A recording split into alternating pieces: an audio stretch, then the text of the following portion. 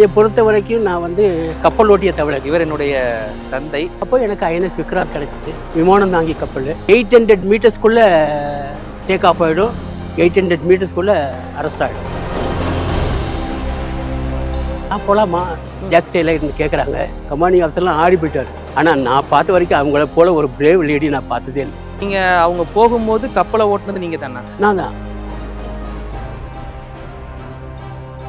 மாட்டிக்கலாம்ல நீங்க? வேணாம், இப்போ எதுக்கு மாற்றணும்? இதில் என்ன தப்பு? இதுக்கும் ஒரு மரியாதை இருக்குல்ல. யூனிஃபார்மில் தான் மாட்டணும். வார சமயத்துலலாம் அவங்க சாப்பிடவே இல்லை. என் ஃபோட்டோ கீழே உட்காந்து அழுதுகிட்டே என்னதான் திருமணம் ஆனாலும் அம்மா போல் வர. ரைட் சைடில் ஒரு பக்கெட்டு, லெஃப்ட் சைடில் ஒரு பக்கெட்டு வச்சுக்கிட்டே இருப்பேன். வாமிட் வந்தால் இந்த பக்கம் வரும்போது வாமிட் பண்ணிக்குவேன், இந்த பக்கம் வரும்போது வாமிட் பண்ணிக்க. எல்லாத்துக்குமே இல்லை வாந்தி எடுத்துக்கிட்டேன்னா இப்போ சாப்பிட்றதெல்லாம் வாந்தி எடுத்து எல்லாம் வந்துடும். மஞ்சள் தண்ணி முதல் கொண்டு வந்துடும் எனக்கெல்லாம். சொல்லிட்டு தள்ளி விட்டாரா? ஆமாம். ஒரு 2 பேர் இங்கே நின்றுக்கிட்டாங்க. கரையை இந்த பக்கம் பிடிக்க வர கையை நசுக்கிறாங்க, அந்த பக்கம் போய் பிடிக்க போகிறேன் காலை நசுக்கிறாங்க. எங்கள் கையை விழுந்ததுக்கு அப்புறம் 2 கையை நசுக்கிறாங்க. அச்சீவ்மெண்ட் 4 பிள்ளைங்க, 13 பேத்தி பேரன் பேத்தி. இதுதான் உங்கள் அச்சீவ்மெண்ட்? இதுதான் அச்சீவ்மெண்ட். Right, okay. அப்போ லைஃப் உங்களுக்கு satisfied? I am quite satisfied. I am an ex-serviceman, ex-Indian Navy. I have rendered my youthful blood to nation.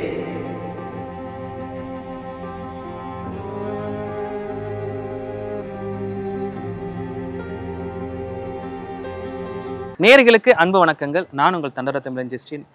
இன்றைக்கு நேர்காணலில் நம்முடன் இணைந்திருப்பது முன்னாள் கப்பற்படை வீரர் சைமன் தம்புசாமி அவர்கள். சார் வணக்கம். வணக்கம். இன்னொரு விஷயம் நேயர்களுக்கு நான் சொல்லணும்னு ஆசைப்படுறேன். இவர் என்னுடைய தந்தை. நான் அவருக்கு 4வது பையன். நான் அப்பா கூட நீண்ட நாள் இருக்கிறதுனால நிறைய விஷயங்கள்லாம் ஞாபகத்துக்கு வரல. நிறைய பேர் நம்ம இன்டர்வியூ எடுத்திருக்கோம், நேர்காணல் எடுத்திருக்கிறோம். இந்திய கப்பற்படையில் பல ஆண்டுகளாக பணிபுரிஞ்சிருக்கிறாரு. பணியாற்றும் பொழுது அவருடைய அனுபவங்கள்லாம் எந்த மாதிரி இருந்தது அப்படின்றதுக்காக இந்த வீடியோ. அப்பா வணக்கம்ப்பா. திருப்பி நல்லா இருக்கீங்களாப்பா? நல்லா இருக்கேன். சிறப்புப்பா. சரி, இப்போ நீங்கள், நான் சார்னே சொல்கிறேன் அப்போ தான் ரொம்ப ஈஸியாக இருக்கும். இந்தியன் நேவியில் எத்தனை ஆண்டுகள் பணிபுரிஞ்சிருக்கீங்க? 16, 16 இயர்ஸ். 16 இயர்ஸ் இருந்திருக்கிறீங்க. சரி, நீங்கள் ஏன் அதில் போனீங்க? என்ன காரணம்?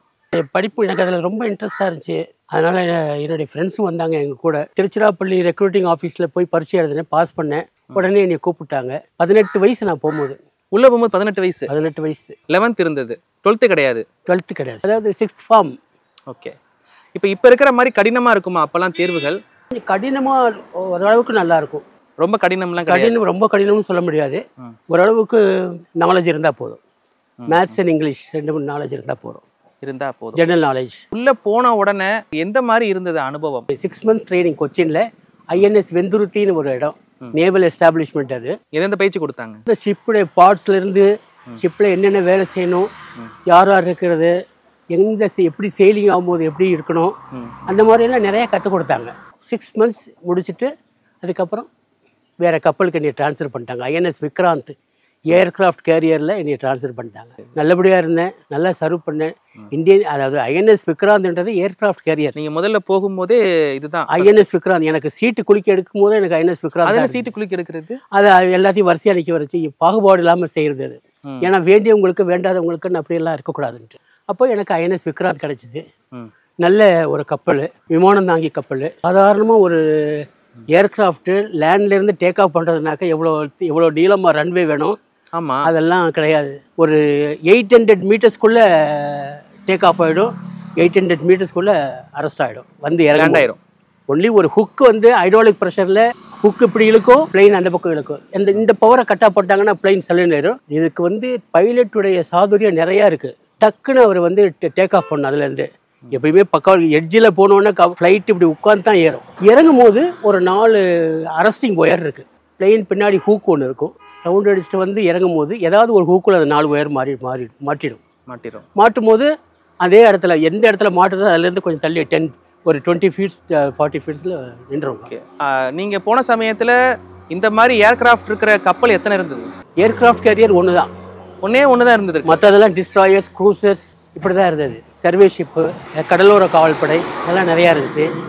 கடலோர காவல்படை அவங்க கடலோரத்தை சேஃப்கார்டு பண்ணணும். நாங்கள்லாம் இன்னும் தள்ளி 50 60 கிலோமீட்டர்ஸ் 100 கிலோமீட்டர்ஸ் தள்ளி நம்மளுடைய பாதுகாப்பு எப்படி இருக்கணும் என்ன மாதிரிலாம் சொல்லிடுவாங்க. அதன் பிரகாரம் போயிட்டு வந்துட்டு இருக்கணும். நான் என்னை பொறுத்த வரைக்கும் நான் கப்பல் ஓட்டிய தமிழன். கப்பல் ஓட்டிய தமிழன் எப்படி சொல்கிறீங்க? நான் குவார்ட்டர் மாஸ்டர் கோர்ஸ் படிச்சிருக்கேன். QM1, QM2, QM3 இந்த மாதிரி. QM1 வரும்போது நான் ரொம்ப இதாக இருந்தேன். எப்போ நான் எனக்கு வந்து சீஃப் குவார்டர் மாஸ்டர்ன்ற ஒரு பதவி கிடைச்சதோ, சீஃப் குவார்டர் மாஸ்டர் வந்து லேசான பதவி கிடையாது. முக்கியமான நேரத்தில் சீஃப் குவார்டர் மாஸ்டர் கப்பலை ஸ்டியர் பண்ணணும். மேலே கேப்டன் இருப்பார், 2 டெக்கு கீழே தள்ளி தான் வீல் ஹவுஸ் இருக்கும், கம்பாஸ் இருக்கும், எல்லாமே இருக்கும், இன்ஜின் கண்ட்ரோல் நம்ம கையில் இருக்கும். மேலேருந்து அவங்க என்ன ஆர்டர் பாஸ் பண்ணுறாங்களோ அந்த அளவுக்கு இன்ஜினை ஆப்ரேட் பண்ணிவிட்டு வீல் ஹவுஸில் வீலில் ஸ்டியரிங் பிடிச்சி ஸ்டியரிங் எந்த ஒரு கோர்ஸ் அவங்க சொல்லுவாங்க. சப்போஸ் அவுட் ஆஃப் 360 days 060னாக்கா 060 வழியாகவே போயிட்டுருக்கணும், கொஞ்சம் கூட மாற்றம் இருக்காது. முக்கியமான நேரத்தில் நான் ஸ்டியர் பண்ணிவிட்டு மற்ற நேரத்தில் ரிலீஃப் ஆகிடுவேன். ஆனால் என்னுடைய சபார்டினேட்ஸ் பக்கத்தில் தான் இருப்பேன் நான். முக்கியமான நேரம்னா எந்த மாதிரி நேரம்? லீவிங் ஹார்பர் வந்து வெளியே வரும்போது, ஏன்னா குறுக்கலான இடமெல்லாம் இருக்கும். அப்புறம் வந்து முக்கியமான ஸ்பெஷல் சி டியூட்டி மேன் ஒன்று இருக்கு. வார் டைமில் என்ன செய்வாங்கன்னு ப்ராக்டிஸ் டைம் பண்ணுவாங்கல்ல, அப்போது வந்து நான் தான் ஸ்டியர் பண்ணணும். 2வது ஜாக் ஸ்டேன்னு ஒன்று இருக்குது. ஒரு கப்பல்லேருந்து இன்னொரு கப்பலுக்கு வந்து சோர்ஸ் மாற்றுறது, இல்லை ஒரு பையன் யாரோ ஒரு செயலருக்கு ஏதோ உடம்பு சரியில்லாமல் போச்சு, அவரை இங்கேருந்து அங்கே அனுப்பணும். இப்போ தானே எல்லாமே ஹெலிகாப்டர், எல்லா கப்பல்லையும் ஹெலிபேட் வந்துருச்சு, ஹெலிகாப்டர் இறங்கி ஏறும். அப்போ முக்கியமான கப்பல்களில் தான் ஒரு ஹெலிகாப்டர் இறங்கி ஏறும். இந்த மாதிரி ஜாக் ஸ்டேயில் நேராக கயிறு கட்டி ஸ்டே போட்டு இந்த கப்பல்லேருந்து சேரில் உட்கார வச்சு அனுப்பிச்சிருவாங்க. எப்படி கப்பல்ல இருந்து இன்னொரு கப்பலை வர சொல்லுவாங்க. சரி, அந்த எங்க டாக்டர் இருக்காரோ அவரை வர சொல்லுவாங்க. சரி, நாங்கள் ஸ்டியர் பண்ணிட்டு இருப்போம், அவங்க வந்து எங்களோட ஸ்டடி பண்ணிக்குவாங்க. 2 பக்கமுமே தண்ணி வாங்கும், அதுக்கு தகுந்தாப்புல ஸ்டியர் பண்ணிக்கிட்டு அதுக்கு தான் சீஃப் குவார்டர் மாஸ்டரை கூப்பிடுறது, எக்ஸ்பீரியன்ஸான ஆளை வச்சு ஸ்டியர் பண்ணுறது. அந்த நேரம் அது ஒரு டிகிரி கூட இதாகாமல் இருக்கணும். சரி சரி சரி. எப்போ வேலை முடிஞ்சதுனாக்க நம்ம ரைட் சைடு நாங்களும் லெஃப்ட் சைடில் திரும்பணும், அவங்களும் ரைட் சைடில் திரும்பணும். அப்போ தான் அது கொல்யூஷன் இருக்காது.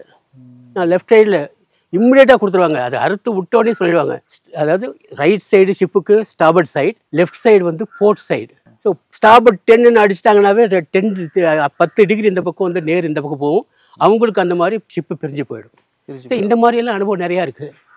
இப்போ இந்த மாதிரி கப்பல்ல இருந்து கப்பல் ஆட்களை மாற்றும் பொழுது நீங்கள் பணிபுரிஞ்சிருக்கேன். அதாவது முக்கியமானவங்க இந்த கப்பல்ல இருந்து இந்த கப்பலுக்கு போயிருக்கிறாங்களா? இருக்காங்க. இந்திரா காந்தி அம்மா வந்தாங்க. நேவியில் வந்து ஒவ்வொரு வருஷமும் ஃப்ளீட் எக்ஸசைஸ்னு ஒன்று இருக்குது. ஃப்ளீட்னா group of ships, Bombay fleet, Cochin fleet, eastern fleet, அதெல்லாம் இருக்குல்ல. அந்த ஃப்ளீட்லேருந்து கப்பல் வந்து ஒவ்வொரு இடத்துலையும் வந்து எக்ஸசைஸ் பண்ணுவாங்க. அவங்களே பாதியாக பிரிச்சுக்கிட்டு எனிமி ஃப்ரெண்ட்லின்றது பண்ணுவாங்க. அதை நேரில் பார்க்க வந்தாங்க நம்ம இந்திரா காந்தி அம்மா. இப்போ இந்த மாதிரி ஒரு தருணத்தில் என்ன சொன்னாங்க, நான் போகலாமா ஜாக் ஸ்டேல கேட்குறாங்க. கமாண்டிங் ஆஃபீஸர்லாம் ஆடி போயிட்டார். ஏன்னா ஏதாவது ஒன்று ஆயிடுச்சுனாக்க என்ன செய்யறதுன்ட்டு, நீங்கள் எதுக்கும் கவலைப்படாதீங்க. ஆனால் நான் பார்த்த வரைக்கும் அவங்கள போல ஒரு பிரேவ் லேடி நான் பார்த்ததே இல்லை. பார்க்குறோம், அவங்க கீழேயும் யாருமே கீழே பார்க்க மாட்டாங்க. தண்ணி வந்து பிரியறது ரொம்ப டேஞ்சராக இருக்கும். அந்த மாதிரி கீழேயும் பார்த்துச்சு, மேலே பார்த்தாங்க. அவங்களுக்கு பயம் எதுவும் இல்லையா? பயமே கிடையாது. போயிட்டு திருப்பி வந்துட்டாங்க, நல்லா அப்ரிஷியேட் பண்ணாங்க எல்லாத்தையும். நீங்கள் அவங்க போகும்போது கப்பலை ஓட்டுனது நீங்கள் தானே? நான் தான். அவங்கள பார்க்க முடியாது அந்த நேரத்தில். நான் கப்பல் எப்படின்னாக்க, நான் அப்போ தான் அந்த கப்பலுக்கு ட்ரான்ஸ்ஃபர் ஆகியிருக்கேன். இன்னொரு சீஃப் குவார்டர் மாஸ்டர் இருக்காருங்க, அவரை ரிலீவ் பண்ணுறதுக்கு இன்னும் 5 days ஆகும். இந்த சீனை பார்க்குறதுக்கு ஒரு சான்ஸ் கிடச்சி எனக்கு. அதானே இந்த மைட்டியஸ்ட் லேடி. அதே மாதிரி அவங்க ஒன்றுக்கு ஒத்துக்க மாட்டாங்க. நேவியை பொறுத்த வரைக்கும், ஏர்ஃபோர்ஸ் பொறுத்த வரைக்கும் சூசைட் அட்டாக்கு அவங்கள ஒத்துக்கவே மாட்டாங்க. சப்போஸ் ஒரு பிளெயின் இருக்குது, வார்ஷிப் பிளெயின், நேவி பிளெயின், ஒரு இடத்த போய் அட்டாக் பண்ணணும். ஷிப்பில் அட்டாக் பண்ண முடியல, நம்மளை இது பண்ணுறான், டார்கெட் பண்ணிடுறான். இப்போ கேட்பார், ரிக்வஸ்ட் பர்மிஷன் ஃபார் சூசைட் அட்டாக்னு கேட்பார் பைலட்டே கேட்பார். அவரும் இறந்து போயிடுவார், அந்த இடமும் டேமேஜ் ஆகிடும். ரொம்ப பரிதாப நிலை அவருக்கு. அவர் கேட்கும்போது இங்கே அட்மிரல் ஃப்ளாக் ஆஃபீஸர் இருக்காங்கல்ல, அவங்க வந்து மேலிடத்தில் கேட்கணும். அந்த அம்மா ஒத்துக்க மாட்டாங்க இதுக்கெல்லாம். பின்னாடி ப்ரொப்பல்லர் இருக்குல்ல, ஆமாம், அதோடைய ரெவல்யூஷன் எத்தனைன்றதை மேலேருந்து தான் சொல்லுவாங்க. ஓ ஆமாம், ரெவல்யூஷன் 160. உடனே அந்த கழட்டி ரெவல்யூஷன் 1. ஸ்டாபர்ட் இன்ஜின் நிறுத்த சொன்னால் ஸ்டாபர்ட் இன்ஜின் போர்ட் இன்ஜினில் தான் போகணும். அது போர்ட் இன்ஜினில் போணுச்சுனாக்க சுற்றும் போது இந்த பக்கம் போயிடும். அதனால் 2ஐயும் எல்லாமே கண்ட்ரோல் பண்ணுறது அந்த குவார்டர் மாஸ்டர் கையில் தான் இருக்குது. கீழே வீல் ஹவுஸில் தான் இருக்குது எல்லாமே கண்ட்ரோல். அங்கேருந்து தான் இன்ஜின் ரூமுக்கு மெசேஜ் போகும். இப்போ நீங்கள் எங்கே இருந்தீங்க கரெக்டாக? நான் வீல் ஹவுஸில் இருந்தேன். வீல் ஹவுஸ் நீங்கள் தான் வீல் பண்ணுறீங்க? ஆமாம், எனக்கு கீழே 15 பேர் இருப்பாங்க. இப்போ கீழே நங்கூரம் போடுவாங்கல்ல? ஆமாம், கப்பலுக்கு நங்கூரன்றது கப்பல் நிற்கிறதுக்கு. இப்போ கப்பல் கிளம்பும் போது அந்த நங்கூரத்தை எப்படி எடுப்பீங்க? எடுத்தா வந்து அது மாட்டி நிற்காதா? மாட்டி நிற்கிறனால வந்து கடலுக்கு கீழே பாறையில் மாட்டிடுச்சுன்னா அதுக்கு அட்ஜஸ்ட் பண்ணி எடுத்துருவாங்க. முன்னாடி பின்னாடி போய் எடுத்துருவாங்க. அப்படி இல்லைன்னா என்ன செய்வாங்கன்னாக்க, மட்டில் அதாவது மண்ணில் உட்காந்துருச்சுன்னா ஈஸியாக வந்துடும். பாறையில் அடிபட்டால் தான் கொஞ்சம் கஷ்டம். எப்படி எடுத்துருவாங்கன்னு வையேன், அதுக்கு நிறையா மெக்கானிக்கல் டிவைஸ் இருக்குது, எடுத்துருவாங்க. இல்லை நீங்கள் அந்த மாதிரி நேரங்களில் நீங்கள் அதெல்லாம் இருக்க மாட்டேன். நான் அதான் பிலப்ஸில் இருப்பேன். அந்த மாதிரி இடத்துல நான் இருக்க மாட்டேன். நான் 1971 வார் அட்டென்ட் பண்ணதுக்கு எனக்கு இந்த பேட்ச் கிடைச்சது. இந்த பேட்ச் சர்வீஸ் மாட்டிக்கலாம்ல நீங்கள். வேணாம், இப்போ எதுக்கு மாற்றணும்? இதில் என்ன தப்பு இருக்கு? இதுக்கும் ஒரு மரியாதை இருக்குல்ல, யூனிஃபார்மில் தான் மாட்டினது. அதனால் இது வந்து 71 வாருக்கு கிடைச்சது. இது சங்கராம் மெடலு சர்வீஸ் கார் கிடைச்சது. இது வந்து 25th year of independence day அந்த ஜூபிலிக்கு கிடைச்ச இது இன்னும் கிடைச்சிருக்கு. அந்த இதெல்லாம் வந்து எனக்கு ஞாபகம் இல்லை. அந்த மெடல்ஸ் என்கிட்ட கிடையாது. அதனால் என்னுடைய service it was glorious period. இப்போ எந்த வார் நீங்கள் அட்டன் பண்ணியிருக்கீங்க? 1971 வார். பாகிஸ்தானுக்கு நீங்கள் கொடுத்து அட்டன் பண்ணீங்க சொன்னீங்கல்ல வார், அந்த அதான் இப்போ அதுதான். ஓகே, அது எந்த மாதிரி இருந்துச்சு அந்த சமயம்லாம்? அப்போ கடலில் போனால் கூண்டோடு, பிளெயினில் போனால் 2 ஆள் 3 ஆள் 1 ஆள் பைலட்டு, இந்த மாதிரி தான். நம்ம பயப்படக்கூடாது. அடிபட்ட கப்பல்லேருந்து வெளியே வந்து ஒரு 10-16 பேர் வெளியே வந்து அவங்களோட உயிரை காப்பாற்றிக்கிட்டது இருக்கு இந்த உலகத்தில். 71 வாரில் காப்பாற்றப்பட்டு வந்து ஐஎன்எஸ் ஆங்கிரேன் ஒரு இடம் இருக்குது பாம்பேயில், அவங்களுக்கு திருப்பியும் க்ளோத்திங் எல்லாம் கொடுத்து அவங்கள சேவ் பண்ணி, அதில் தமிழ்நாட்டில் உள்ளவங்க ஒரு 4-5 பேர் இருந்தாங்க. நீங்கள் தமிழ்நாட்டில் உள்ளவங்க பார்த்து எல்லா இடத்துல இருந்தாலும் சரி, இப்போ பாருங்கள் எல்லையில் வந்து சண்டை போட்டு சாகுறாங்களே, மோஸ்ட்லி ஃப்ரம் சவுத் சைடு. ஒரு 10 பேர் சாப்பிட்றாங்கன்னா அட்லீஸ்ட் 2 சவுத் சைடில் இருப்பாங்க. ஏதோ ஒரு இன்சிடென்ட் நடக்க போகுது, நடந்துருச்சு. அவங்களுக்கு கொண்டு வந்து தாயகத்தில் கொண்டு வந்து அவங்கள நல்லடக்கம் பண்ணியது அவங்களுடைய கடமை. வித்து எல்லா ரெஸ்பெக்டும் கொடுத்து ஒரு கப்பல் அடிக்கணும்னாக்க சம்மரின் அடிக்கும். நீர்மூழ்கி கப்பல் கீழே போய் டார்பிடோ மேலேயுமே அடிச்சிடும். ரொம்ப எக்ஸ்ப்ளோசிவ் டார்பிடோ, அதாவது நீளமான எக்ஸ்ப்ளோசிவ். அதை பேரலில் விட்டான்னாக்க ஷிப்பு பீஸாக போயிடும். இன்னொன்று வந்து கப்பலில் இருந்து ஒரு எக்ஸ்ப்ளோசிவ் பேரல் ஒன்று இருக்கும். அது நிறைய எக்ஸ்ப்ளோசிவ் இருக்கும். அதை கரெக்டாக அந்த தருணம் பார்த்து கீழே இறக்கி விட்டாங்கன்னாக்கா இத்தனை அடியில் போய் வெடிக்கணும், எத்தனை அடியில் போய் வெடிக்கும் அந்த பேரல். வெடிச்ச உடனே பார்த்தீங்கன்னாக்கா ஆயிரக்கணக்கில் மீன் செத்து கிடக்காங்க அந்த அதிர்ச்சியில். இதெல்லாம் பார்த்துருக்கீங்க? ஷிப்பு ப்ராக்டிஸ் பண்ணுறாங்கல்ல, அந்த சமயத்தில் எல்லாம் பார்த்துருக்கேன். சரி, இப்போ நீங்கள் வார் அட்டன் பண்ணும்போது உங்களுக்கு ஓய்வுன்றது எந்த மாதிரி இருக்கும்? அதாவது ஒரு கப்பலில் வந்து 3 பிரிவு, ரெட் ஒயிட் ப்ளூ 3ஆக பிரிச்சிருவாங்க. அந்த 3 பிரிக்கிறது எனக்கு எது இருக்கிறது 8 hours டியூட்டி 12 hours ஆஃப். அதாவது ரவுண்ட் த கிளாக் வந்து டியூட்டி ரன் பண்ணிக்கிட்டே இருப்பாங்க. ஏன்னா எல்லாமே இருக்கும். லுக் அவுட் போடணும், இந்த பக்கம் லுக் அவுட் போடணும், இந்த பக்கம் லுக் அவுட் போடணும், ஸ்டியர் பண்ணணும், எல்லாம் இருக்குது. நிறையா டியூட்டிஸ் நிறையா இருக்குது. அதனால எல்லாமே வந்து ரொம்ப விஜிலன்ஸாக இருப்பாங்க. நல்ல ஒரு என்ன நடக்க போகுதுன்றது அந்த ஆன்டிசிபேட் பண்ணுறது மாதிரியே இருப்பாங்க. ரொம்ப நல்ல எக்ஸ்பீரியன்ஸு. நேவிக்கு போனதுக்கு அப்புறம் எப்போ கல்யாணம் பண்ணீங்க? 10 வருஷம் கழிச்சு பண்ணுவேன். ரிக்வஸ்ட் பண்ணி கேட்டேன், அந்த மாதிரி எனக்கு நேவல் எஸ்டாப்ளிஷ்மெண்ட் கொடுங்க, கப்பலில் இருந்தால் லீவில் எல்லாம் போடுவோம், 2 வருஷம் கொடுத்தா போதுன்னு கேட்டேன். எனக்கு 2TN நேவல் NCC மதுரைக்கு கொடுத்தாங்க. அப்போ அமெரிக்கன் காலேஜுக்கும் தியாகராஜ காலேஜுக்கு NCC கேடட்ஸுக்கு கிளாஸ் எடுத்திருக்கேன் நான். அவங்கள நிறையா மோட்டிவேட் பண்ணி நிறையா பேர் நேவியில் சேர்ந்தாங்க. நேவியில் சேர்ந்து அதுவும் என்னைய மாதிரி பெட்டி ஆஃபீஸராலாம் இல்லை, அவங்க பெரிய பெரிய officer, lieutenant commander, lieutenant, even IPS officers நிறையா பேர் வந்திருந்தாங்க, நான் பார்த்துருக்கேன். ஆனால் அவங்களுக்கெல்லாம் கான்டாக்ட் கிடையாது எனக்கு. பட் தெரிஞ்சுக்கிட்டேன், இவங்க இருக்கிறாங்க, நம்மளால் உருவாக்கப்பட்டவங்க இங்கே இருக்கிறாங்கன்னு தெரிஞ்சுக்கிட்டேன் நான். சரி, இப்போ நீங்கள் இப்போ போகிறாங்க அப்படின்னா வீட்டில் சங்கடப்படுவாங்கல்ல, கண்டிப்பாக மாதக்கணக்காக ஆகும். ஒரு தடவை போயிட்டீங்கன்னா ரயில்வே ஸ்டேஷன் வரைக்கும் டாட்டா, இந்த டாட்டான்றது இவங்க முடிச்சுட்டு போயிடுவாங்க, ரொம்ப வருத்தப்படுவாங்க. எனக்கு பாம்பே வரைக்கும் கொடுத்த சாப்பாடை கூட சாப்பிட முடியாது, அந்த மாதிரி இருந்தேன். அப்புறம் கப்பலில் போய், கப்பல் ஹார்பரில் இருந்துச்சுன்னா உடனே ஏறிடுவேன் கப்பல். இல்லை நங்கூரம் போட்டு 10 மைலுக்கு அப்புறம் நிறுத்தியிருந்தாங்கன்னா அங்கே போட் இருக்கும், இந்த கப்பலுக்கு போனால் உடனே கொண்டே விடுவாங்க. அப்புறம் என்னுடைய ரெகுலர் டியூட்டிஸ் ஆரம்பிச்சிருக்க வேண்டியதான். சுமாராக எவ்வளோ கால இடைவெளிகளில் வந்து உங்கள் குடும்பத்தை பார்ப்பீங்க? ஒரு வருஷத்துக்கு ஒரு 56 நாள் லீவ் இருக்குது. சரி, 56 ப்ளஸ் ட்ராவலிங் டைம். அப்போ வந்து பார்ப்பேன். அது சாதாரண நாள்னா கொடுத்துருவாங்க லீவு, இல்லைன்னா கொடுக்க மாட்டாங்க. நான் போட முடியாது லீவு. அந்த மாதிரி நேரத்தில் எனக்குன்னு ஒரு ஆளை வரவழைச்சி, சீஃப் குவார்ட்டர் மாஸ்டரை வரவழைச்சி அவர் ஹேண்ட் ஓவர் பண்ணிவிட்டு அதுக்கப்புறம் தான் நான் லீவ் போடணும். ஏன்னா முக்கியமான நேரத்துலலாம் ஸ்டியர் பண்ணணும், வீலை ஸ்டியர் பண்ணணும். கொஞ்சம் ரெஸ்பான்சிபிலிட்டிஸ் அதிகம். 3வது பையன் வந்து பிறந்த உடனே ரொம்ப நாளாக இருந்தேன் நான். லீவு கேட்டு கிடைக்கல. அதுக்கப்புறம் லீவு கொடுத்தாங்க, வந்து பார்த்தேன். அது ஒரு 1.5 வருஷம் இருக்கும். 1.5 வருஷம் கழிச்சு இப்போ திருப்பி வரும்போது 1.5 வயசு ஆச்சுன்னு சொன்னீங்க. என்ன செய்யுது, அதெல்லாம் இருக்கதான் செய்யணும். அதுக்கப்புறம் திருப்பி போனேன். ஒரு 56 நாள் லீவில் இருந்தேன். திருப்பி போனேன், வந்தேன். இதெல்லாம் வந்து நார்மல் வாழ்க்கையாகிடுச்சு. நேவியில் இருக்கும்போது 10 வருஷத்துலேயும் வெளியே வரலாம், 15 வருஷத்துலேயும் வெளியே வரலாம். இதுக்கு என்ன வித்தியாசம்னா, 10 வருஷத்தில் வெளியே வந்தால் பென்ஷன் கிடையாது, 15 வருஷத்தில் வந்தால் பென்ஷன் உண்டு. இப்போ நான் 10 வருஷத்துலேயே ரெடி ஆகிட்டேன், போயிடலாண்டா, இனிமேல் வந்து நம்ம குழந்தைக்கு விட்டுட்டு இருக்க ரெடி ஆகும். எங்கள் அப்பாவுடைய ஃப்ரெண்டு வந்து சைனிக் சமாச்சார்னு ஒன்று இருக்குது, நேவி, ஏர்ஃபோர்ஸ், ஆர்மி இந்த 3க்கும் சேர்த்து சைனிக் சமாச்சார்னு ஒன்று இருக்குது.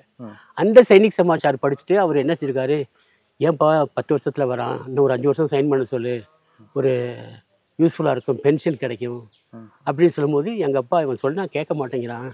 அப்போ அவர் சொன்னார், நான் லெட்டர் எழுதுறேன், கமாண்டிங் ஆஃபீஸருக்கு லெட்டர் எழுதுறேன். 2 பேர் சேர்ந்து ஒரு லெட்டர் எழுதி திடீர்னு என்னை வந்து என்னுடைய டிவிஷன் ஆஃபீஸர் கூப்பிட்டார். சைமன் யாருன்னு. நான் தான் சார். பாபா அவனை சிஓ கூப்பிட்றாரு. அங்கே போனால் எக்ஸ்டென்ஷன் ஃபார்மோடு உட்காந்துருக்காங்க. ஏன் உனக்கு என்ன ப்ராப்ளம்ப்பா, உங்கள் அப்பாவே சொல்கிறாரு நீ வந்து இன்னும் ஒரு 5 வருஷத்துக்கு சைன் பண்ண சொல்லி. ஒன்றும் மறுப்பே பேசலை, கையெழுத்து போட்டு உட்காந்துட்டு 81 வெளியே வந்துட்டேன். 66 சேர்ந்தேன், 81 வெளியே. உங்கள் அப்பாவே அங்கே இருக்க வச்சாரு? ஆமாம், எங்கள் அப்பா தான் இருக்க வச்சது என்னையே. இப்போ எனக்கு சிசிக்கு அதிகம். சிசிக்குன்னா அங்கே எந்த மாதிரி பிரச்சனை வரும்? ஷிப்பு வந்து ஹோப்பிங் இப்படி போகும்போது உனக்கு சிசிக்கு இருக்கும், சரி இப்படி போகும்போது உனக்கு சிசிக்கு இருக்காது, சும்மா ஆடு தான் செய்யும். நான்லாம் வீல் ஹவுஸில் இருந்தேன்னா முக்கியமான நேரத்தில் ரைட் சைடில் ஒரு பக்கெட்டு, லெஃப்ட் சைடில் ஒரு பக்கெட் வச்சுக்கிட்டே இருப்பேன். வாமிட் வந்தால் இந்த பக்கம் வரும்போது வாமிட் பண்ணிக்குவேன், இந்த பக்கம் வரும்போது வாமிட் பண்ணிக்குவேன். எல்லாத்துக்குமே தான், எனக்கு மாத்திரம் இல்லை. சில பேர் இருக்காங்க மதுரைக்காரவங்க, அதே சிசிக்கே வராது, எனக்கு பக்கத்தில் உட்காந்து அவங்க ஸ்டேர் பண்ணுவாங்க. ஆனால் முக்கியமான நேரத்தில் நான் கொடுக்கவே மாட்டேன் வீலை யாருக்கும். வீல் ஹவுஸ் 2 டெக்கு கீழே இருக்குப்பா அது, அதனால வந்து யாருக்கும் கொடுக்க மாட்டேன். நல்லா சந்தோஷமா இருப்பேன். வாந்தி எடுத்துக்கிட்டனாலும் ஷேர் பண்ணிட்டு இருப்பேன்.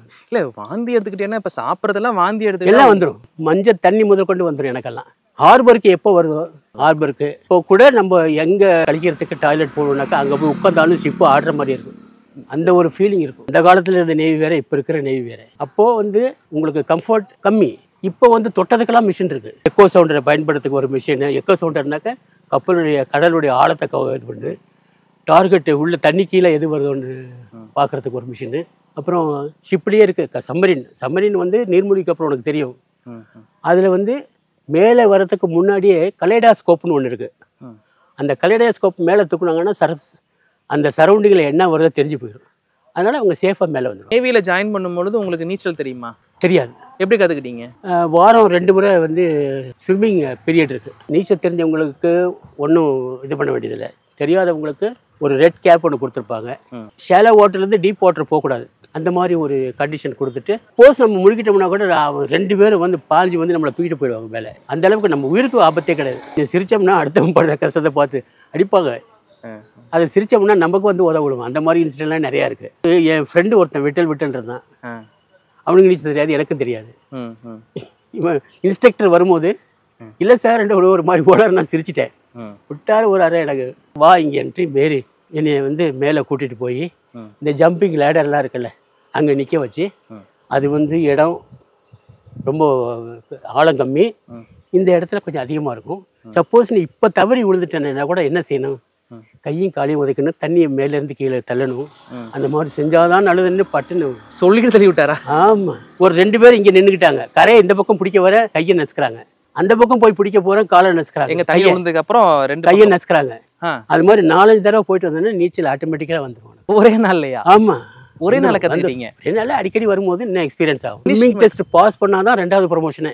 அந்த டெஸ்ட் எப்படின்னாக்க ஸ்விம்மிங் பூலில் ஒரு லென்த்து அப்பு ஒரு லென்த்து டவுன் போயிட்டு வந்து 5 நிமிஷம் ஃப்ளோட்டிங் இருக்கணும், மிதக்கணும், அப்படி நிற்கணும், அப்போ தான் பாஸ் சார். போயிட்டு வந்துட்டுனா எவ்வளோ தூரம்? ஒரு 15 மீட்டர் இருக்கும். ஒரு தடவை போயிட்டு வந்துட்டு 5 மினிட்ஸ் ஃப்ளோட் பண்ணால் தான் உங்களுக்கு swimming test successfully completed, entitle for next promotion எழுதிடுவாங்க. லீடிங் சிமெண்ட் ஒரு போஸ்ட் இருக்குது, அது ஆகும்போது டெஸ்ட்டு பாஸ் பண்ணி தான் இருந்துச்சு. 2வது ET ஒன்று ஒரு டெஸ்ட், எஜுகேஷனல் டெஸ்ட்னு ஒன்று இருக்குது, இங்கிலீஷ் மேத்ஸ், அதை எழுதி பாஸ் பண்ணணும். அதுவும் சரி, ஸ்விம்மிங் டெஸ்ட்டும் சரி, இதெல்லாம் பாஸ் பண்ணால் தான் லீடிங் சிமெண்ட்டுக்கு போக முடியும். அடுத்தது பெட்டி ஆஃபீஸர் ரேங்க் கூட நிறுத்திக்கிட்டேன். அதுக்கப்புறம் 15 இயர்ஸ் கழிச்சு வந்துட்டேன் நான். டே டு டே லைஃப் காலையில் எத்தனை மணிக்கு எந்திரிக்கிறது, படுக்கிறது? காலையில் 6 o'clock எந்திரிச்சிடணும், 6 மணிக்கு எந்திரிச்சு 6:30 வரைக்கும் ஹேண்ட்ஸ் டு டீன்னுவாங்க. டீ எவ்வளோ அளவு? எவ்வளோ வேணாலும் சாப்பிடலாம், சாப்பாட்டுக்கு பஞ்சே இருக்காதுப்பா. அன்னைக்கு மெனு என்னவோ அது சாப்பிடலாம், இவ்வளோ தான் சாப்பிடணுன்ற கண்டிக்கெல்லாம் கிடையாது. சாப்பாடு எப்படி இருக்கும்? சாப்பாடு நல்லாயிருக்கும். திங்கள் செவ்வாய் நார்மல் வெஜிடேரியன், புதன்கிழமை சிக்கனு, வெள்ளிக்கிழமை வந்து ஃபிஷ், ஞாயிற்றுக்கிழமையும் சில நேரத்தில் இது போடுவாங்க. அது சப்போஸ் ஷிப்பு வந்து சீயில் இருந்ததுன்னா எல்லாம் ரெஸ்ட்ரிக்ஷன் ஆகிடும்ல, அவங்க இஷ்டத்துக்கு கொஞ்சம் கொஞ்சமாக போட்டு இது பண்ணுவாங்க. இன்னும் வேணும்னாக்கா அடுத்த கப்பல்லேருந்து வாங்கிக்குவாங்க, இல்லை ஹெலிகாப்டர் கொண்டு வந்து கொடுத்துட்டு போகும். நான் வந்து சம்மரினுக்கு செலக்ட் ஆனேன், நீர்மூழ்கி கப்பலுக்கு செலக்ட் ஆனேன். இப்போ செலக்ட் ஆகும்போது ஆட்டோமேட்டிக்காக எனக்கு ப்ரெஷர் கொடுத்தாங்கல்ல, சேம்பரில் கொண்டு போய் ப்ரெஷர் கொடுக்கும்போதே ஒரு அளவுக்கு மீறி நான் சத்தம் போட்டேன், என்னால் இருக்க முடியல. அப்போ ரிஜெக்டட் தானே, ரிஜெக்ட் பண்ணிடுவாங்க போகக்கூடாதுன்ட்டு. இந்த எல்லையில் போரிடுறவங்களை வந்து அதிகம் வந்து பார்த்தீங்கன்னா ஃபோக்கஸ்ட் ஆகும். ஆமாம். ஏன்னா அவங்க வந்து நிறைய பிரச்சனைகள் இருக்குது, நிறைய இருக்குது, ரெக்குயர்மெண்ட்டும் அது நிறையா இருக்குது. இந்த நேவி ஏர்ஃபோர்ஸ்லாம் வந்து பார்த்தீங்கன்னா ரொம்ப கம்மி தான், அதில் போகிறவங்களும் அப்படி தான் தெரியுது. 300 பேர் இருப்பாங்க, குறைஞ்சபட்சம் ஒரு கப்பலில் 300 பேர் இருப்பாங்க. ஒரு கப்பலில் ஐஎன்எஸ் விக்ராந்தில் வந்து 3000 பேர் இருப்பாங்க. நீங்கள் இருந்த கப்பல் இப்போ என்ன ஆச்சுன்னு தெரியும்ல? விக்ராந்த் இது பண்ணிட்டு மோட்டர் பைக்கெல்லாம் வந்து தயார் பண்ணிட்டாங்க, தெரியல. சரி. பைக்கெல்லாம் வந்து அந்த மெட்டல்லையே யூஸ் பண்ணி கட்டிட்டாங்க. இப்போ அடுத்த விக்ராந்த் ஒன்று உருவாகி நல்லபடியாக இருக்குது. இப்போது விக்ராந்த் மாத்திரம் இல்லை, நிறைய டிஸ்ட்ராயர்ஸ். ஒரு கப்பலை டிஸ்ட்ராயர் பண்ணணும்னா டிஸ்ட்ராயர், அது பேர். டிஸ்ட்ராய் பண்ணுறதுக்கு டிஸ்ட்ராயர். அண்டர் வாட்டர் சர்வீஸ், அதாவது கீழே தண்ணியில் போய் எக்ஸ்ப்ளோர் வச்சு அடுத்த கப்பலை அடிக்கிறது. இல்லை ஷிப்பிலேருந்தே போகும், 3 போகும், 3 போய் அடிச்சிடுவாங்க. 1 போகும், சின்னதாக இருந்தால் 1 போகுது, 2 போகுது, இல்லைன்னா 3 போகும். அது கண்டிப்பாக அடிப்பாங்க. உங்களுக்கு எப்படி இருந்துச்சு இந்த வார் டைமில் நீங்கள் இருந்தது? உங்கள் ஃபேமிலி, உங்கள் அப்பா அம்மா என்ன எந்த மாதிரி நடந்துச்சு அந்த சம்பவங்கள்? ஒரு த்ரில்லிங் தான். வார் சமயத்தில் லெட்டர் போக்குவரத்து கிடையாது. என்ன செய்வாங்கன்னா, பாம்பேக்கு ஃப்ளீட் ஆஃபீஸ்னு ஒன்று இருக்குது, ஃப்ளீட் பாம்பே. அங்கே ஃப்ளீட் கொச்சின், அங்கே ஈஸ்டர்ன் கமாண்ட். இப்போ நான் இருந்தது பாம்பேயில். அப்போ ஃப்ளீட் ஆஃபீஸ்க்கு அட்ரஸ் கொடுத்துருவாங்க. இனிமேல் இந்த கப்பல் அட்ரஸ்க்கு லெட்டர் எழுதாதீங்க, இந்த அட்ரஸ்க்கு எழுதுங்கன்னாக்கா நம்ம அது கூட வேணாம், அவங்களே இந்த கப்பல் பார்த்து எங்கே இருக்குன்னு பார்த்து அனுப்பிச்சி விட்ருவாங்க அங்கே ஹெலிகாப்டர் மூலியமாகவோ. அதுவும் வந்து லெட்டர் வந்தோடனே அதை சார்ட் அவுட் பண்ணி எல்லாம் கொடுக்கறதுக்குள்ளே நேரம் ஆகிடும்னாக்கா ஒரு 11 மணிக்கு வந்தோன்னா சார்ட் அவுட் பண்ணிடுவாங்க 12 மணிக்கெல்லாம். ஆனால் அந்த கன்சர்ன் ஆஃபீஸர் என்ன சொல்வாருன்னா, இப்போ டிஸ்ட்ரிபியூட் பண்ணாத, சாப்பிட்டதுக்கப்புறம் பண்ணு. ஸோ இப்போ 2 பேர் ஆன்டிசிபேட் பண்ணிட்டு இருப்பாங்கல்ல, லெட்டர் வரும்ன்ட்டு. வரலன்னா சாப்பிட மாட்டாங்க. ஓ, இந்த மாதிரி நடக்கும். சொல்லிடுவாங்க, mail will be distributed only after the meals at so time. அவங்க நல்லா ஜாலியாக சாப்பிட்ட பிறகு சின்ன கொஞ்சம் கம்மியாக இருக்கும்ல அவங்களுடைய சோகம் கம்மியாக இருக்குன்றது. நிறையா இது ப்ராப்ளம் நிறையா இருக்குப்பா. இப்போ உங்கள் வரலன்னா உட்காந்து ஃப்ளைட் டெக்லலாம் உட்காந்து அழுவாங்க, எங்கள் கன் மவுண்டிங்லாம் உட்காந்து அழுவாங்க, உட்காந்து அழுவாங்க. நீங்கள் உங்களுக்கு அந்த மாதிரி ஏதாவது? வரலன்னா நிறையா லெட்டர் வரலன்னா நானும் அழுதுருக்கேன். நீங்கள் அழுதுருக்கீங்க? நான் ரொம்ப அழுதுருக்கேன். சாப்பிட்டுட்டு உட்காந்து சரி மெயில் எடுக்க போகிறோன்னா யாராவது ஒருத்தர் தான் போகணும், ஒரு மெஸ்ஸில் ஒருத்தர் தான் போய் மெயில் கலெக்ட் பண்ணணும். அப்படின் போது நம்ம லெட்டர் இல்லைன்னா நம்மளுக்கு ரொம்ப சங்கடமாக இருக்கும். அதுவும் லவ் பண்ணிட்டு இருக்காங்கல்ல பையனுங்க, அவனுங்க சாப்பிடவே மாட்டானுங்க, ஒரு நாளைக்கு 2 நாளைக்கு சாப்பிட மாட்டாங்க வரலன்னா. அப்போல்லாம் ஏது ஒயர்லெஸ் ஃபோனு இல்லை லேண்ட்லைனு அதுவும் டிஸ்கனெக்ட் ஆகிடும். ஷிப்பு உள்ளே போயிடுச்சுன்னா ஒன்லி ஒயர்லெஸ் தான். எதுனாலும் ஃப்ளீட் ஆஃபீஸ்லேருந்து கூப்பிட்டு தான் சொல்லுவாங்க, இந்த பையனுடைய பெற்றோர் இறந்து போயிட்டாங்க, அவங்கள வந்து ஹெலிகாப்டர் வந்து கூப்பிட்டு வரும் அப்படின்னு சொல்லிடுவாங்க. இல்லைன்னா சொல்ல மாட்டாங்க, சிச்சுவேஷனை பொறுத்து. எல்லாம் ரெடி பண்ணி வச்சுக்கிட்டு, வாரண்ட்லாம் ரெடி பண்ணி வச்சுக்கிட்டு கப்பல் துறைமுகத்துக்கு வந்தோடனே உடனே அனுப்பிச்சி விட்ருவாங்க. உடனே போயிட்டு வாப்போ, உங்கள் அப்பா ரொம்ப சீரியஸாக இருக்கார், இறந்துட்டாருன்னு சொல்ல மாட்டாங்க. இப்போ உங்கள் அம்மா உங்கள் மேலே எந்த அளவு பாசமாக இருந்தாங்க? ஏப்பா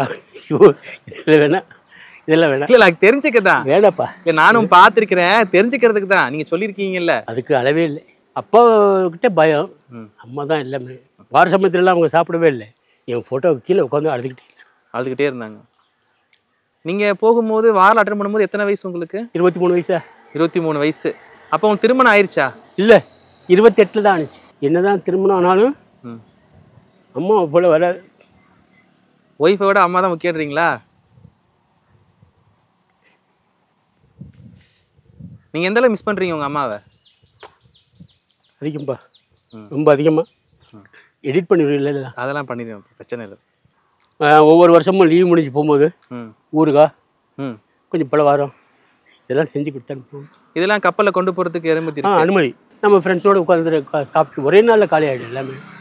ஊறுகாய் மாத்திரம் 2-3 பேர் சாப்பிடும் போது எடுத்து வச்சு சாப்பிடுவோம். இந்த சீசிக்கு அந்த ஊறுகாய், எலிஞ்சவங்க ஊறுகாய் அவ்வளோ நல்லாயிருக்கும். சீசிக்கு. ஆமாம்.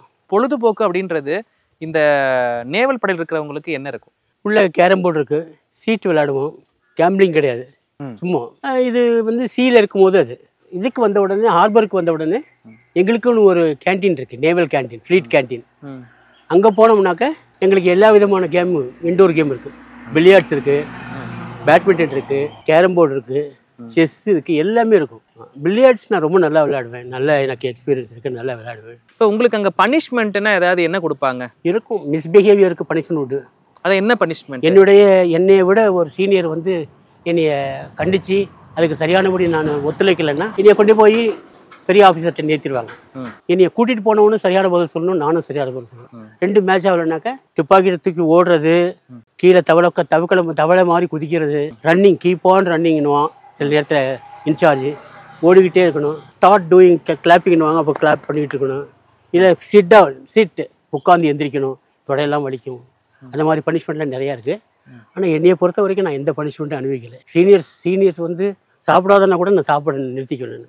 அதே மாதிரி என் கீழே இருந்தவங்களும் நான் சொன்ன பிச்சை கேட்பாங்க. சப்போஸ் மேஜர் மிஸ்கான்டாக்டாக இருந்துச்சுனாக்கா அது ஜெயிலுக்கு அனுப்பிச்சிடுவாங்க. நேவிலேயே ஜெயில் இருக்குது. காலையில் 5 மணிக்கு எந்திரிச்சு ரன்னிங் போயிட்டு திருப்பி 6 மணிக்கு அவனுடைய நடத்தை நல்லா இருந்துச்சு. இப்போ 40 days அங்கே இருக்கணும் வையே. அவனுடைய நடத்தை நல்லா இருந்துச்சு, எல்லாத்துக்கும் ஒரு நல்ல இது பண்ணிட்டான்னா அவனுக்கு போக போக போக ஃப்ரெண்ட்லி ஆகிடுவாங்க. எல்லாம் இந்த மாதிரி தவறு அனுப்புவாங்க.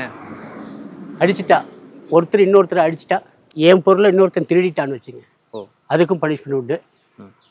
பெரிய மேஜர் மிஸ்கான்டாக்ட் என்னன்னாக்கா சுப்பீரியருடைய ஆர்டரை ஒவே பண்ணலன்னா ஜெயில் தான், வேறு எதுவும் கிடையாது. அப்போலேருந்தே அந்த டிசிப்ளினில் கொண்டு வந்துட்டாங்க. வெள்ளைக்காரன் பீரியட்லேருந்தே அந்த மாதிரி டிசிப்ளின்.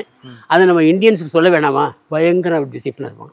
கப்பலோட்டிய தமிழன். நான் I'm proud to say that I am கப்பலோட்டிய தமிழன். ஃபோன் எடுக்கும் போது கப்பலோட்டிய தமிழன் இருக்காரான்னு கேட்பாங்க மெட்ராஸ்ல. யாரு? என் ஃப்ரெண்ட் எல்லாம் இருக்காங்க. எனக்கு ஃபோன் பண்ணும்போது கேட்பாரு கப்பலோட்டிய தமிழன். போட் இருக்குல்ல, லைஃப் போட், அதில் இன்சார்ஜாக இருப்பேன். யாராவது கீழே விழுந்தாங்கன்னா உடனே போய் அவங்கள தூக்கிட்டு வரணுமே. நீங்க ஒரு இது வச்சிருப்பீங்கல்லப்பா, நைஃப் மாதிரி, சீமெண்ட் நைஃப். நான் வந்து சேர்ந்தும் போது சீமெண்ட் தான். அப்போது எனக்கு கிட் பேக் எல்லாம் இஷ்யூ பண்ணும்போது, க்ளோத்திங் பண்ணும்போது ஒரு நைஃப் ஒன்று கொடுப்பாங்க. அது பேர் சீமெண்ட் நைஃப். அதுக்கு ஒரு லைன் யார்டு இருக்கும், அதை போட்டு இங்கே சொருவிக்கணும். கடலில் விழுந்துட்டோம்னா அதை யூஸ் பண்ணலாம். அப்படி இல்லைன்னாக்கா நார்மல் ஒர்க்கில் இருக்கும்போது ஏதாவது வேணும்னா அதை கட் பண்ணுறதுனா அதை யூஸ் பண்ணிக்கலாம். இல்லை நம்ம டின்னை திறக்கிறதுனாக்கா அதை டின் கட்டர்லாம் இருக்கும். அதாவது மல்டிபர்பஸாக ஒரு நைஃப் கொடுத்துருவாங்க. நீங்கள் அதை யூஸ் பண்ணியிருப்பீங்க, கடைசிக்கு யூஸ் பண்ணீங்கல்ல? அது கடைசி வரைக்கும் யூஸ் பண்ணேன். தவறி கடலில் விழுந்துடுறீங்க அப்படின்னா அங்கேருந்து தப்பிச்சு வரத்துக்கு ஏதாவது யுக்திகள் சொல்லி கொடுத்துருக்காங்களா? முதல் நான் ஷூவை தான் கட்டி விடுவேன். அந்த நைஃபை வச்சு பாக்கெட்டை கட் பண்ணி விடுவேன். ஏன்னா இதெல்லாம் தண்ணி தேங்கும். ஷூ வந்து நீந்த விடாது. ரொம்ப எவ்வளோக்கு எவ்வளோ வெயிட்லெஸ்ஸாக இருக்கோ அதனால தான் அவங்க வந்து யூனிஃபார்ம் போட்டு ஸ்விம்மிங் டெஸ்ட் எடுக்கிறது. ஒரு 15 கப்பல் இருக்குனாக்கா 7 கப்பல் 8 கப்பல் ஒரு சைடில், 7 கப்பல் ஒரு ஃப்ரெண்ட்லியாக எனிமையாக இருப்பாங்க. அப்போது எந்த ஷிப்பு சீனியர் மோஸ்ட் ஷிப்போ அது இவ்வளோ பெரிய பலூனை வந்து ஷூட் பண்ணும். அதுக்குள்ளே கால்சியம் லைட் எல்லாம் இருக்கும். அப்போ அது நிலா மாதிரி போகிறது நல்லா தெரியும், போய்கிட்டே இருக்கும். அப்போ எந்த ஷிப்பு சீக்கிரம் அதை ஸ்டார்ட் பண்ணுதோ அதுக்கு அவார்டு இருக்கும். இல்லைன்னா கமாண்டிங் ஆஃபீஸர் சொல்லுவார், இந்த ஷிப்பு அடிக்கட்டும்னுவார். அவன் பண்ண முடியும்னா அடுத்த ஷிப்புக்கு சான்ஸ் கொடுப்பாரு. அந்த நேரத்தில் வந்து ரொம்ப த்ரில்லிங்காக இருக்கும். ஃப்ரெண்ட்லியாக இருந்தாவே ரொம்ப த்ரில்லிங்காக இருக்கும். அதான் எக்ஸசைஸு. சும்மா சோறு போட்டுருவாங்கள்ல இப்போ கப்பலில் உட்கார வச்சு, அந்த எக்ஸசைஸ்லாம் ஒரு வருஷத்தில் முக்கால்வாசி எக்ஸசைஸ் நிறையா இருக்கும். கடல் இருக்குன்னா கடலுக்கு கீழே தண்ணி ஒரு திசையை நோக்கி போயிட்டே இருக்கும், அதான் டைடு. சப்போஸ் நம்ம இந்த இடத்துக்கு போகணும், இந்த கப்பலில் தண்ணி இந்த பக்கம் போகுதுன்னு வச்சுக்க, அப்போ நம்ம இங்கே இந்த திசை போனால் தான் மெதுவாக இந்த இதுக்கு வர முடியும். ஆட்டோமேட்டிக்காக வந்துடலாம். அதெல்லாம் estimate distance, estimated time of arrival estimate பண்ணுறது அதுலேயே சார்ட்லேயே இருக்கும். அந்தந்த இடத்துல எந்த மாதிரி டீலிங் இருக்குது, டைடு எப்படி எவ்வளோ ஸ்பீடில் இருக்குன்னு பார்த்துருவாங்க. இப்போ இந்த ரிட்டைர்மெண்ட் லைஃப் உங்களுக்கு எப்படி இருக்குது? என்ன பண்ணிட்டு இருக்கிறீங்க வீட்டில்?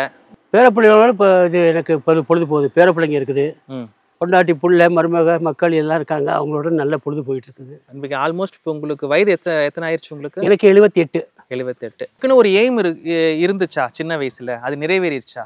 அந்த மாதிரி ஒன்றும் எய்ம் இல்லைப்பா, சேரணும்னு நினைச்சேன், சேர்ந்துட்டேன். அச்சீவ்மெண்ட் எதுவுமே இல்லையா? இது நல்லா இருந்தால் நல்லா இருக்கும்னு நினைக்கிறது ஏதாவது? அச்சீவ்மெண்ட் 4 பிள்ளைங்க, 13 பேத்தி, பேரன் பேத்தி, இதுதான் உங்க அச்சீவ்மெண்ட்?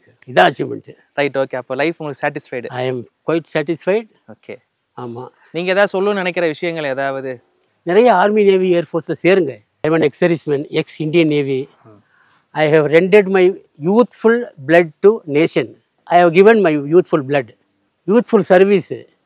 18 to 28, 30, 35 வந்து இட்ஸ் நாட் இது நல்ல பீரியடு, க்ளோரியஸ் பீரியடு. அந்த சமயத்தை அனுபவிக்காத அங்கே போய் இன்பம் துன்பங்கள்லாம் அனுபவிச்சுட்டு இருக்க வேண்டியது. அந்த மாதிரி இளைஞர்கள்லாம் இனிமேல் நிறைய சேருங்க. முந்தி நான் இருக்கும்போது இந்த அளவுக்கு அவ்வளோ கஷ்டம் இருக்காது, நல்லபடியாக இருக்கலாம். நீங்கள் போய் சேருங்க. ஆர்மி, நேவி, ஏர்ஃபோர்ஸ் 3க்கும் ட்ரை பண்ணுங்கள். ஏதாவது ஒன்றில் சக்ஸஸ் ஆகும். ஹையர் ரேங்க்லேயும் சேருங்க, லோயர் ரேங்க்லேயும் சேருங்க. அதிகம் படித்தவங்க ஹையர் ரேங்க்கு போங்க, அதிகம் படிக்காதவங்க லோயர் ரேங்க்கு போங்க. இதுதான் என்னுடைய அட்வைஸு. பட் கண்டிப்பாக ஒரு குடும்பத்தில் ஒருத்தராவது போகணும். இதுதான் உங்களுடைய அட்வைஸ், என்னுடைய மோஸ்ட் அட்வைஸ். ஒரு நேரம் ஒதுக்கி உங்களுடைய விலை மதிக்க முடியாத ஒரு அனுபவத்தை வந்து நம்ம சேனல் நேயர்களுக்காக பகிர்ந்தமைக்கு மிக்க நன்றி. நன்றி. வணக்கம். வணக்கம்.